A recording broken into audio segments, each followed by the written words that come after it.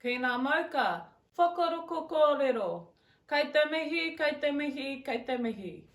Ki ngā wai, tuki kiri. Kei te mihi, kei te mihi, kei te mihi. Hiri ahau no te whenua o Murihiku. Ko Renee Bull ahau. Kia ora e te whānau. My name is Renee Bull and I'll be doing a presentation today about Māra Kai and our aspirations for my whānau within our whenua. Before we get into the presentation, I thought I'd just start off with karakia. We've got a karakia here that pays homage to Takarua and one that pays homage to Roko. Takarua being the atua who has realm over the ocean, or the moana and ika, and Rongo being the atua of cultivated kai.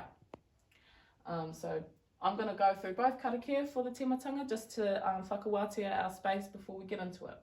Takuroa te takutai, takuroa te waitai, takuroa te auhiki, takuroa te autuku. Horahia tō mana atua, horahia tō mana tipua, horahia tō mana auharua ki te aumoana, kia tina tina, huie taiki. E roko, homai nā tipu e whakakite tinana, hei oranga, aueke, huie taiki. Now these karakia are both special to us or in our whānau. Tangaroa Te Takutai was introduced to me last year at Te Wānanga Raukawa, and I've learnt that, and when we're near the moana or gathering or anything like that, this karakia is used. We also live across the road from the moana, so it's a karakia that is utilised quite a lot within our whānau. E roko is a karakia that was introduced to my whānau when my son started kohanga reo when he was 1. He is now 6, so we use that every day before we eat, and it's a good karakia that can be used before doing any mahi mara, just to ensure that there's protection and that we're paying homage to the atua as appropriate before starting any mahi. Okay. Te Kāika o ka uri o Manawa Tītī, or the Kāika. Now, this name has come about for the whenua that we live on because whilst coming up with this presentation, I kind of come to the realisation that we need to have a name that with mana to represent who we are. So we're a blended whānau here. We've got 4 tamariki, and so yeah, that's something that's unique to us. But what isn't unique, although we're blended, is the fact that we are all uri of tupuna who have handed us the rights to traditionally harvest manu Tītī. So that's something we're all really proud of, and we all practice those rights every year. Ka haere mātou ki te mautere manu Tītī. Hey, catch them Tītī, so yeah, that's really cool.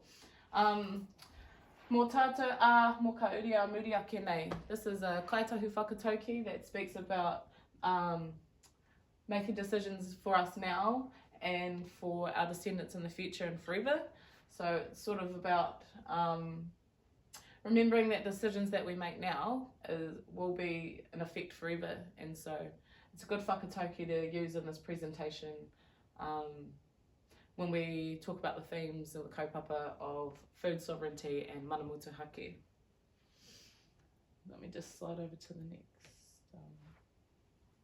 page. So yeah, this is the Kāika, or 4 Green Point Road, or Te Kāika o ka uri o Manawa Tītī.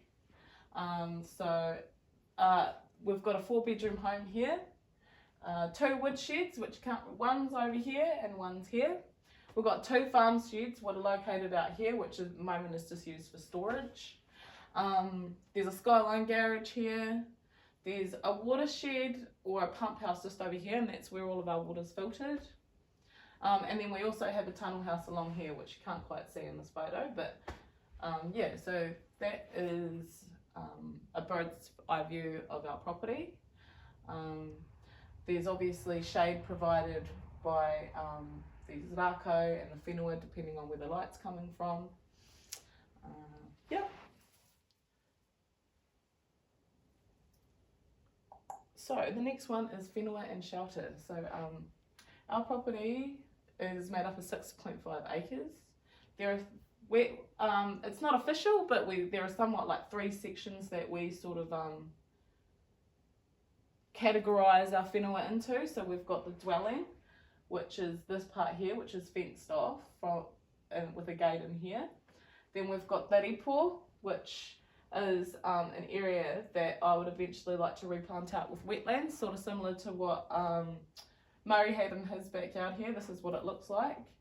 I got a little bit of inspiration from, his name's Dean Murray, with his Kāika hotel here. So I was quite excited to see that, because I was like, yeah, we don't have to go home and get rid of all this stuff. We just got to add some ripo, some toi, tīkoka, and native vegetation like that, and hopefully, have a nice recreated wetlands out there. The third section is the farm pasture land that we have out here. This is actually leased out to a farmer at the moment, but eventually there's lots of moe that we have that would like to do with that. Eventually, papakainga housing and that type of thing for our tamariki when they grow up is definitely an aspiration for us. Why storage and collection? Water collection and storage at the Kāika. So,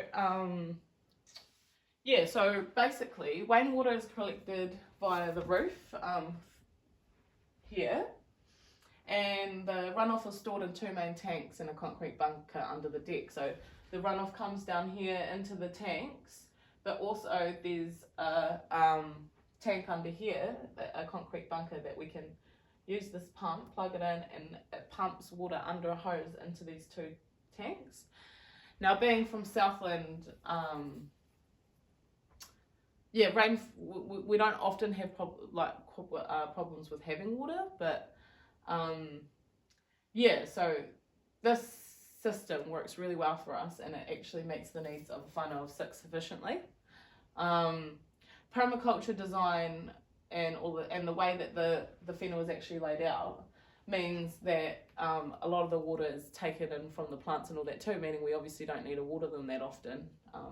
The tunnel house is really all that needs to be watered, and that's when it's in use, and that's not in use all year round at this stage. One moment. Oh yeah, not yet. Cool.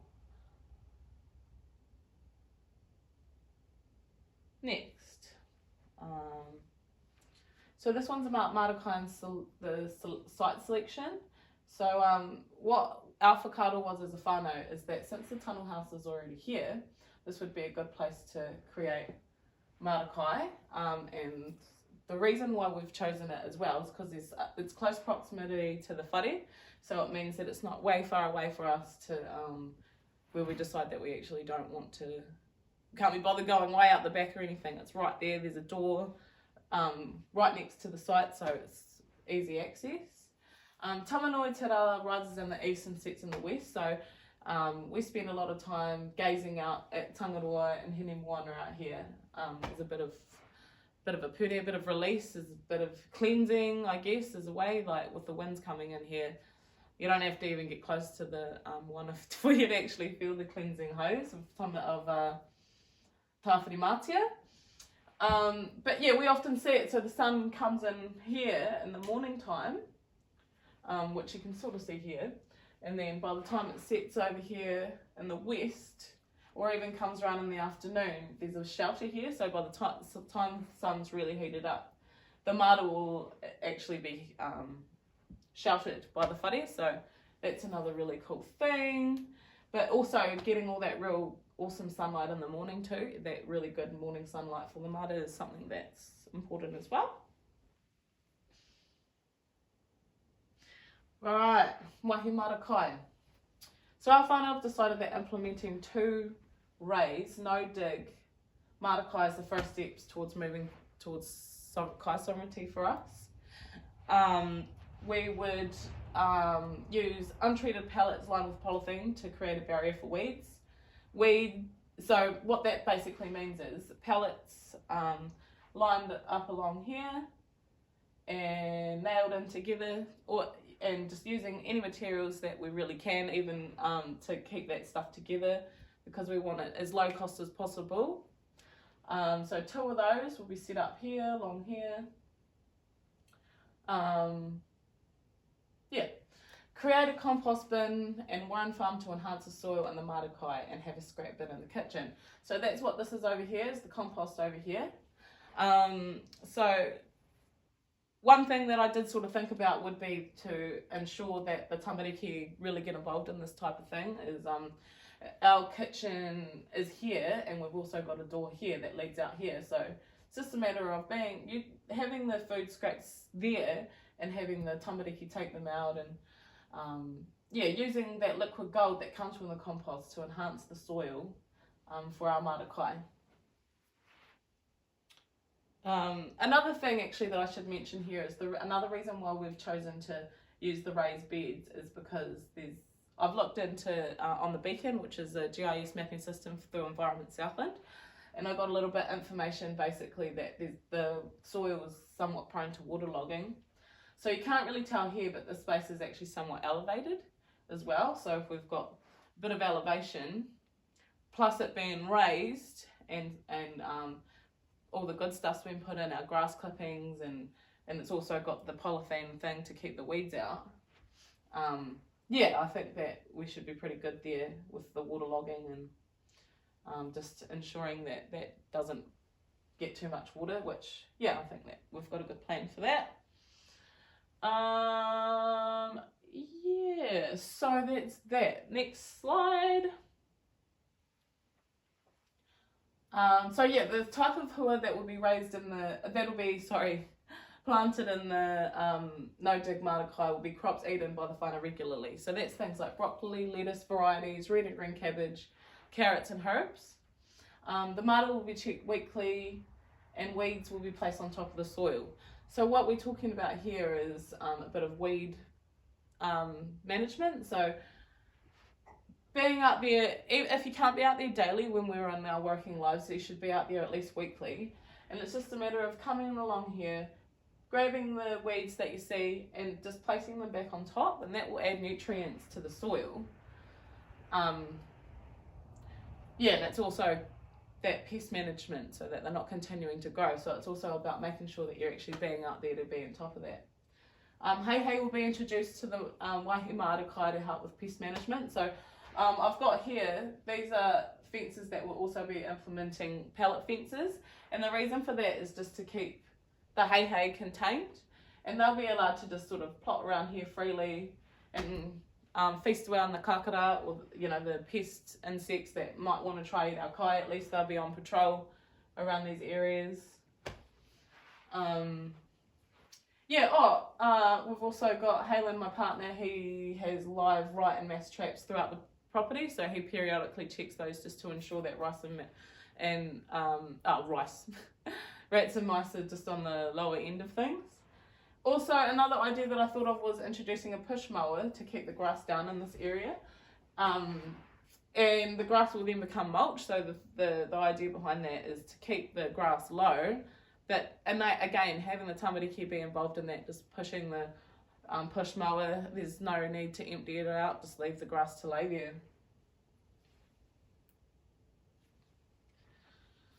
Right, so although the climate in Murihiku is colder than other regions, huarako can still be grown successfully if you plan for it correctly.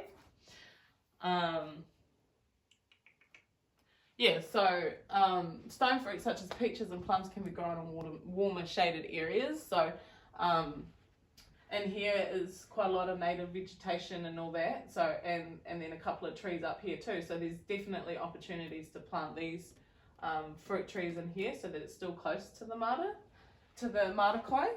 Apple and pear rako can also grow successfully in the colder climate of Murihiku. So apples and pears and stone fruit like peaches and plums are sort of like the peak of what we're going to get here, just with the frost that we get in winter. But again, there is so much potential for food, forest and permaculture design throughout this whole whenua. It's just a matter of implementing this first and getting this on lock before we then expand it out and really have some really awesome designs and food forest designs and permaculture going on.